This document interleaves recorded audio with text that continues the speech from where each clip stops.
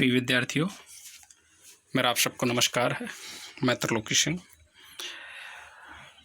आज के अपने विषय सूक्ष्म शिक्षण को लेके आया हूँ और हम देखते हैं कि ये जो सूक्ष्म शिक्षण जो ये टॉपिक है, ये बेसिकली डीएलएड के प्रथम सेमेस्टर के पेपर शिक्षण उद्गम के सिद्धांत का एक सब पॉइंट है। तो इस प्रकार इसकी जो प्रमुख महत्वता है वो डीएलएड के पाठ्यक्रम के प्रथम सेमेस्टर के विद्यार्थियों के लिए और साथ साथ किसी भी कंपटीशन के लिए है। हम आज अपने इस लेक्चर के माध्यम से सूक्ष्म शिक्षण का बेसिक अर्थ, उसका प्रारंभ, उसकी परिभाषाएं और उसकी प्रमुख विशेषताओं के बारे में कुछ प्राथमिक जानकारी प्राप्त करने का प्रयास करेंगे। जैसा कि ये टर्म है सूक्ष्म शिक्षण, जिसको इंग्लिश में माइक्रो टीचिंग कहते हैं।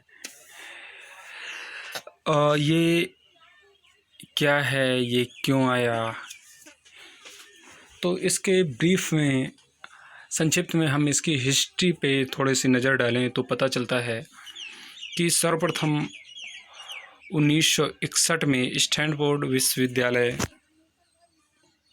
जो कि संयुक्त राज्य अमेरिका में है,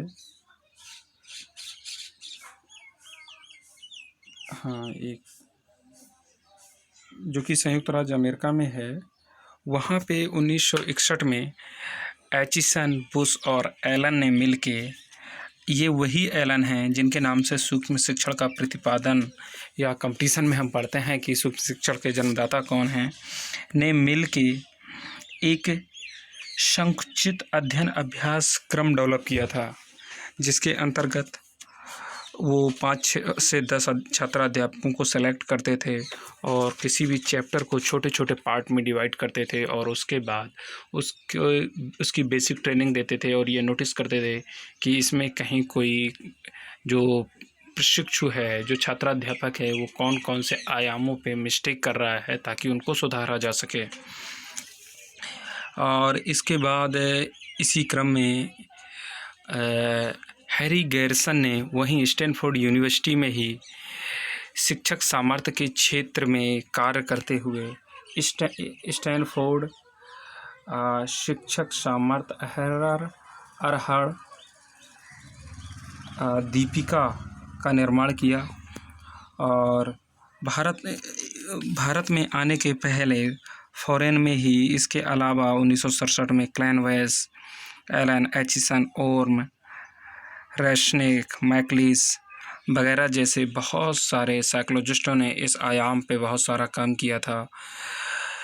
जब इंडियन कॉन्सेप्ट में हम इसकी बात करते हैं तो भारत में सर्वप्रथम 1967 में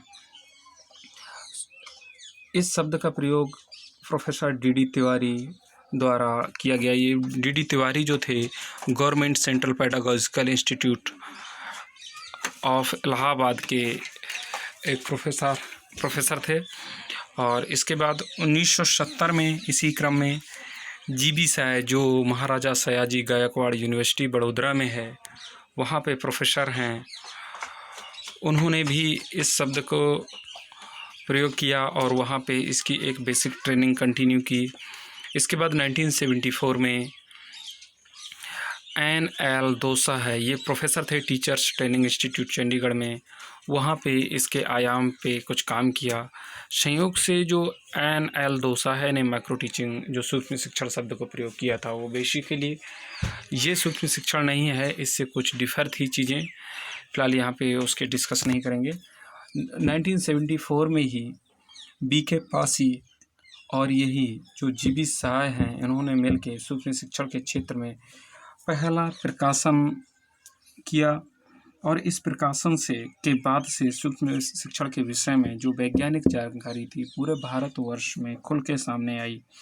1978 में इंदौर विश्वविद्यालय में सर्वप्रथम सूक्ष्म शिक्षण पर राष्ट्रीय प्रायोजना, जिसको कह सकते हैं कि national proposal for the project, का निर्माण किया गया, जिसके अंतर्गत विभिन्न महाविद्यालयों तथा विश्वविद्यालयों के शिक्षक प्रशिक्षकों ने मिलकर सूक्ष्म शिक्षण पर कार्य किया। यह शोध योजना national council of education research and training नई दिल्ली के सहयोग से पूर्ण की गई थी। भारत में इस प्रकार से सूक्ष्म शिक्षण पर जो शोध कार्य हुए वो दिल्ली, इंदौर, बड़ौदा, सहारनपुर और देहरादून में किए गए। देहरादून में सन 1979 में कुलश्रेष्ठ, मिश्रा और गोस्वामी ने सूक्ष्म शिक्षण के क्षेत्र में कार्य करते हुए परिसूक्ष्म शिक्षण मिनी टीचिंग पर प्रथम भारतीय monograph mini teaching a new experiment in teacher education NCERT नई दिल्ली के सहयोग से प्रकाशित किया। इस प्रकार फाइनली हम कह सकते हैं कि हिस्टोरिकल पर्सपेक्टिव में इसका जो क्रम है वो 1961 से शुरू होता है और जो प्रेजेंट में भी चल रहा है।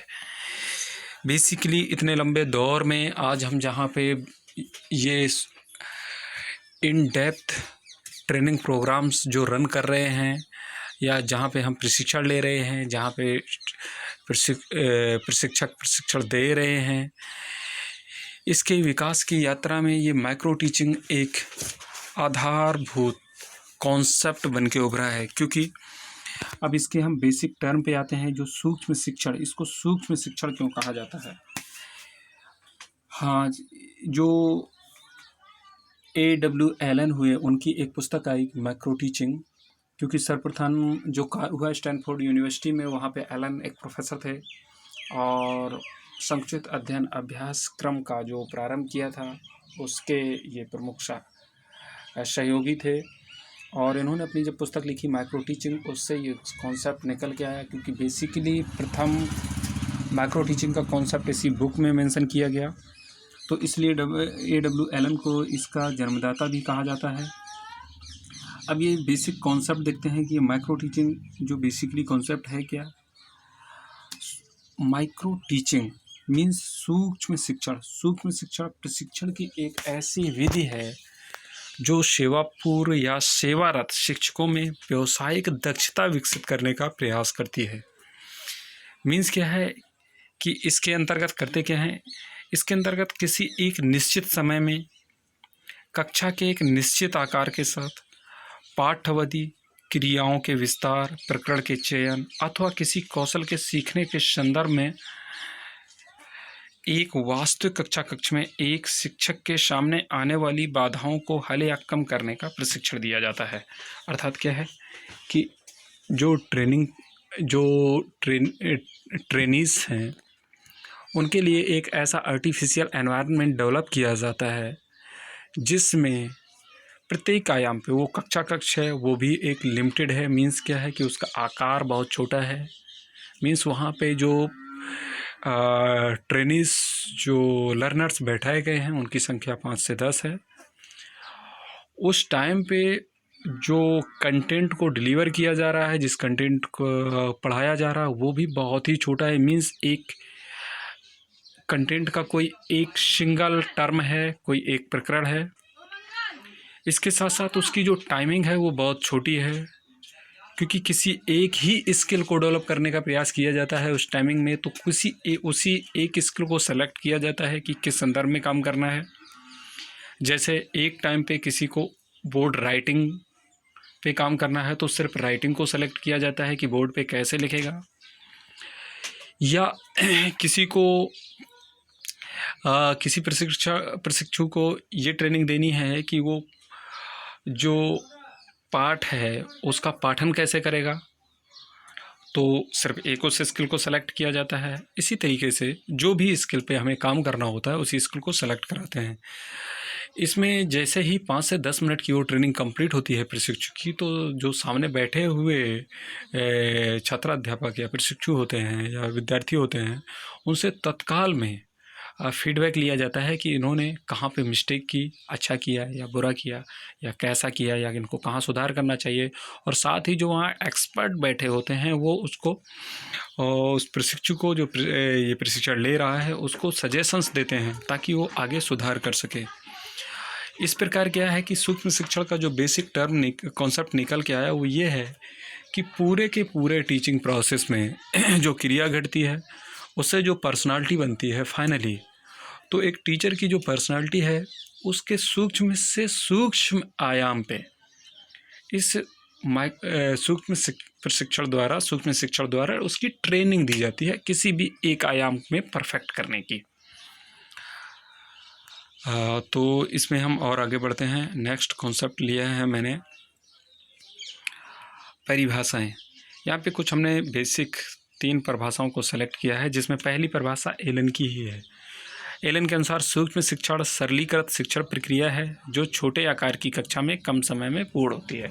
जस्ट अभी हमने इसके कॉन्सेप्ट में ये बात डिस्कस की कि एक सरलीकृत शिक्षण प्रक्रिया जो छोटे आकार की कक्षा में कम समय में पूर्ण होती है। ओके।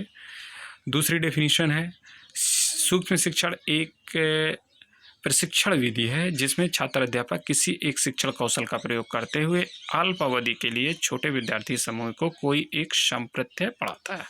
ये प्रोफेसर BK पासी जो इंदौर के थे उन्होंने दिया था। सेम वही चीज़ें हैं। थर्ड है डॉक्टर कुलश्रेष्ठ की है। सूक्ष्म शिक्षण एक विकासशील प्रवृत्ति है और जिसके अंतर्गत पाठ्यवस्तु पाठ्यावधि तथा पाठकों को कम रखा जाता है और छात्र अध्यापक में क्रमशः शिक्षण कौशल का विकास भली भांति किया जाता है।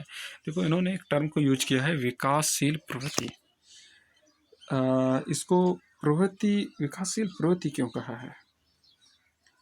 मीन्स क्या है कि प्रवृत्ति मीन्स एक टेंडेंसी। मीन्स क्या है कि डेवलपमेंट की ओर जब व्यक्ति बढ़ रहा होता है, जब टीचर बढ़ रहा होता है, मीन्स वो परफेक्टनेस की ओर बढ़ रहा होता है, मीन्स एफिशिएंसी को गेन कर रहा होता है। तो एक टेंडेंसी होती है, क्योंकि यदि वो टेंडेंसी डेवलप नहीं करेगा तो आगे नहीं बढ़ेगा, उसको इंटरेस्ट ही नहीं आएगा। तो इसीलिए वो कह रहे हैं कि विकासशील प्रवृत्ति है, क्योंकि जब वो प्रवृत्ति होगी तो भी तो वो विकास करेगा, मतलब विकसित होने की अवस्था में पहुंचेगा। इस प्रकार यहाँ पे हम नेक्स्ट पॉइंट में इसकी बेसिक कैरेक्टरिस्टिक्स को रख रहे हैं। परिभाषाओं के बाद में सूक्ष्म शिक्षण की कुछ विशेषताएं। इस प्रकार सारी डेफिनेशंस और इसके कॉन्सेप्ट और इसके डेवलपमेंट का जो हिस्ट्री था उसके बेस पे कुछ बेसिक कैरेक्टरिस्टिक्स हैं जो हमने यहाँ पे मेंशन किए हैं। उसमें पहली है कि यह एक शिक्षक प्रशिक्षण तकनीकी है। स्वाभाविक है कि प्रशिक्षण के लिए इसको सेलेक्ट किया गया है, इसको ये विकसित की गई है, तो ये प्रशिक्षण की ही तकनीकी है जिसमें प्रशिक्षुओं को सेवारत हों या सेवापूर्व हों उनको ट्रेनिंग दी जाती है। दूसरा पॉइंट है इसे सूक्ष्म इसलिए कहा जाता है क्योंकि इसमें वास्तविक कक्षा में शिक्षक के सामने आने वाली जटिलताओं को न्यूनतम करने का प्रयास किया जाता है। ओके। इसमें प्रशिक्षण के दौरान संपूर्ण पाठ्यक्रम सामग्री में से कोई एक प्रत्यय चुना जाता है, क्योंकि किसी एक आयाम पे उस समय में काम किया जाता है, क्योंकि उसकी कालावधि बहुत छोटी होती है, कक्षा का आकार छोटा होता है। मीन्स क्योंकि हमें यदि एज ए होल किसी को ट्रेनिंग दी जाएगी तो स्वाभाविक है सारा गड़बड़ हो जाएगा आपस में। तो इसलिए यदि किसी को इन डेप्थ चीज़ों को समझाना है तो स्वाभाविक है उसका एनालिसिस करके हमें समझाना होगा। तो एनालिसिस इस प्रकार से ये एक एनालिसिस टेक्निक है, मीन्स विश्लेषण तकनीकी है। नेक्स्ट पॉइंट, एक समय में केवल एक कौशल का ही अभ्यास होता है। कालांश का समय 5 से 10 मिनट रहता है। कक्षा का आकार 5 से 10 विद्यार्थियों और प्रशिक्षुओं का होता है। यह एक उच्चतम व्यक्तिगत प्रशिक्षण तकनीकी है। बात वहीं आ जाती है। पृष्ठपोषण प्रक्रिया पाठ के समाप्त होने पर तुरंत ही संपन्न कराई जाती है इसमें। ओके।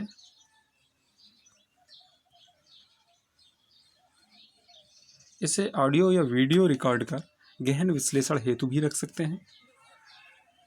विभिन्न कौशलों में उत्कृष्टता प्रदान करने हेतु शिक्षक प्रशिक्षण की यह अनिवार्य क्रिया है।